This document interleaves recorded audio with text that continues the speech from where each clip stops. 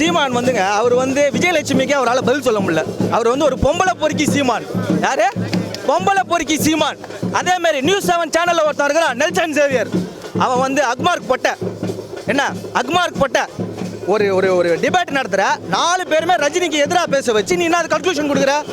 நீ கன்க்ளூஷன் கொடுக்கறதுக்கு யாரு? எங்கள் தலைவரை இந்த நாட்டிலேருந்து அவன் வந்து பிரிக்கிறதுக்கு வந்து முயற்சி பண்ணுறான்.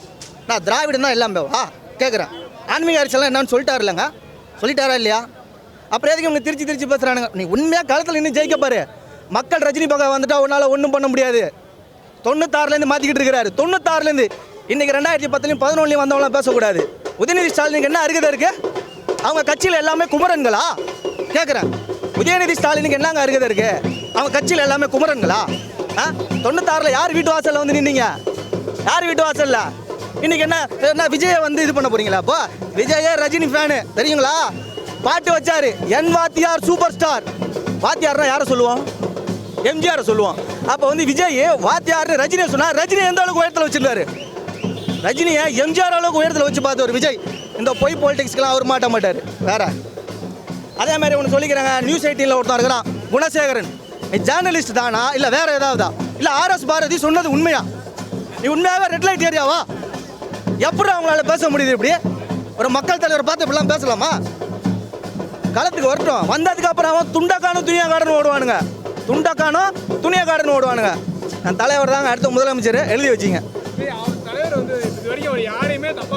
யாருமே அவருக்கு அவசியம் இல்லைங்க. அவர் தான் சொல்றாருங்க எல்லாருக்கும் அன்பு கொடுக்குறவருங்க. அவரு அன்பின் அடையாளமே என் தலைவன்.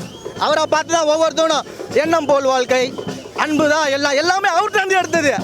என்ன அவரோட ஸ்டேஜில் அறிவுரை கொடுக்குறாரு பார்த்தீங்களா? அதுவே வாழ்க்கை பாடம். இன்னும் திறந்தாழ்ந்து போவாங்க இந்த அரசியல்வாதிகள். இன்னும் திறந்தாழ்ந்து போவாங்க. இன்னும் இந்த டிபேட்லாம் இன்னைக்கு பார்க்குறது சும்மா இன்னும் கேவலமாக தான் பேசுவாங்க. அதுக்கெல்லாம் காது கொடுத்து எங்கள் தலைவர் பதில் சொல்ல மாட்டார். இது வரைக்கும் ஒருத்தர் திருப்பி பேசியிருக்காரா? இவனுங்க தான் பேசிக்கிட்டு இருக்கணும். இந்த இடுமாவனம் கார்த்தி, சாட்டை துரைமுருகன் யாருங்க இவனுங்களா? இன்னும் அந்த மக்களுக்கு வந்து எதுவும் செஞ்சுட்டானுங்களா? இல்லை கஜா புயல் எதுவும் செஞ்சானுங்களா? கேட்குறேன். கஜா புயல் தான் செஞ்சாங்களா? இல்லை 2015 வெள்ளம் வந்துச்சு செஞ்சானுங்களா? ரஜினி அரசாங்கத்தில் 10 லட்சம் தான் கொடுத்தாரு. கோடியா நிவாரணம் வழங்கினார். அதை பேசுவாங்களா யாராவது எடுத்து? யாரும் பேச மாட்டாங்க. ஏன்னா பயம். ஏன்னா நல்லவர் வந்துடக்கூடாது. நல்லவர் வந்துட்டா நம்மளால சம்பாதிக்க முடியாது. ஏங்க ஒவ்வொரு அரசியல்வாதியும் கரெக்டாக ஐடி கட்டுறானா?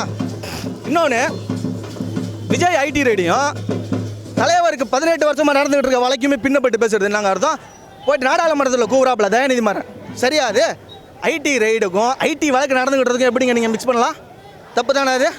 இதெல்லாம் என்ன தெரியுது? அரசியல் சூழ்ச்சி. தலைவர்கிட்ட யாரும் ஒன்றுமே பண்ண முடியாதுங்க. அவர் வந்து சத்தியம் வழியில் போகிறவர். 2007 சொன்னார் பார்த்தீங்களா? உண்மை தான் ஜெயிக்கும். எல்லா மக்களையும் பார்த்து சொன்னார் நீங்களாம் தெய்வங்க அப்படின்னு. எங்களெல்லாம் அவர் தெய்வமாக பார்க்குறாரு. அதனால தான் இவ்வளோ மரியாதை அவருக்கு மேலே நாங்கள் வச்சுருக்கிறோம்.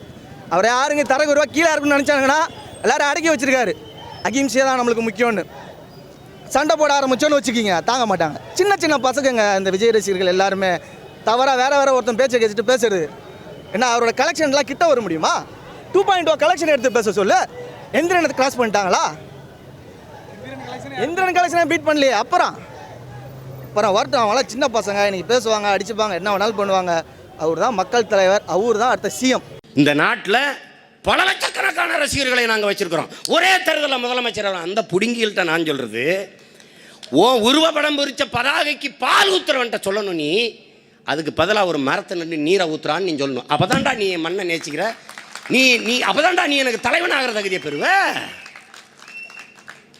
ஒருத்தன் சொல்லிருக்கான பாருங்க. இந்த ரஜினிகாந்த் பால் மிக உயர்ந்த ஒரு சத்துள்ள பொருள், உணவு பொருள், முழுமையான உணவு.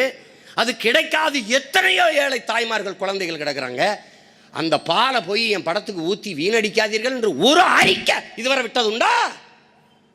ஏன் ஊத்துறவை ஏன் ஆளு? இவங்களை வச்சுட்டு என்ன செய்வ? ஒரு இனம் கேளிக்கைகளையும் பொழுதுபோக்குகளையும் அதிக நாட்டம் கொண்ட ஒரு இன மக்களை புரட்சிக்கு தயார் செய்ய முடியாது.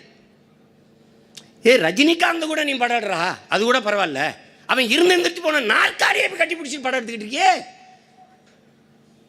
இதை பார்க்கிறவன், உலகத்தில் பார்க்கிறவன் இந்த இனக்கூட்டத்தை கேடுகட்ட இனம் நினைக்க மாட்டானா? சொல்லுங்க.